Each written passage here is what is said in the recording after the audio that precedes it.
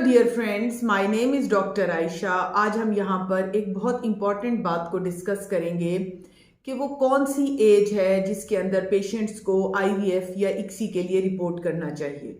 यहाँ पर मैं आपको बताती चलूँ कि age is very important for conception. जितने भी इनफर्टाइल कपल्स हैं, हम डॉक्टर्स उनको गाहे बगाहे ये बताते रहते हैं कि एज जो एक फीमेल की एज है फॉर कंसेप्शन, ये बहुत इंपॉर्टेंट है।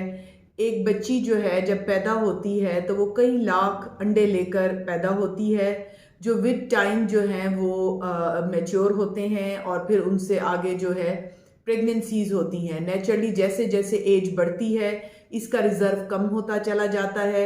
जो एग की क्वालिटी है और क्वांटिटी है, इन दोनों पे फर्क पड़ता है। और ये जो एज है, ये जो बेस्ट एज है वो 28-29 ईयर्स तक जो है इक्सी के लिए रिपोर्ट कर लेना चाहिए। पेशेंट्स जो हैं वो बहुत उम्र तक इंतज़ार करते रहते हैं, उनकी एज ज़्यादा होती रहती है, ट्रीटमेंट लेते रहते हैं, जिसकी वजह से उनके हार्मोन डिसबैलेंस हो जाता है, हिर्सुटिज्म यानी जिस्म पर बाल आने लगते हैं और उनके इरेगुलर साइकिल्स हो जाते हैं, वेट गेन हो जाता है। और जब आम तौर पे वो डॉक्टर्स को रब्ता करते हैं तो वो 35 प्लस या 40 प्लस होते हैं। यहाँ मैं आपको बताती चलूँ कि 30 इयर्स के बाद भी रिजर्व ऑलमोस्ट जो हैं वो ख़त्म होने लगते हैं, कम होने लगते हैं। 35 के बाद जो है उन रिजर्व में वाज़े कमी आ जाती है। और 40 इयर्स के बाद अगर आप इक्सी या आईवीएफ के लिए रिपोर्ट करते हैं तो उस सूरत में एक तो रिजर्व ना होने के बराबर होते हैं, दूसरा एबनॉर्मल बच्चे और सिस्टमेटिक डिजीजेज, प्रेगनेंसी इंड्यूस कोई हाइपरटेंशन, डायबिटीज़, एबॉर्शंस बहुत कॉमन होते हैं।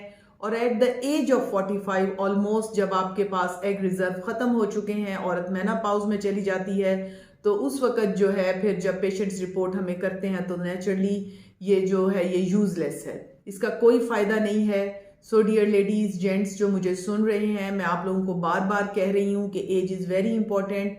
ट्राई योर लेवल बेस्ट कि 28-29 एज तक आप लोग 28-29 तक डॉक्टर से रब्ता कर लें।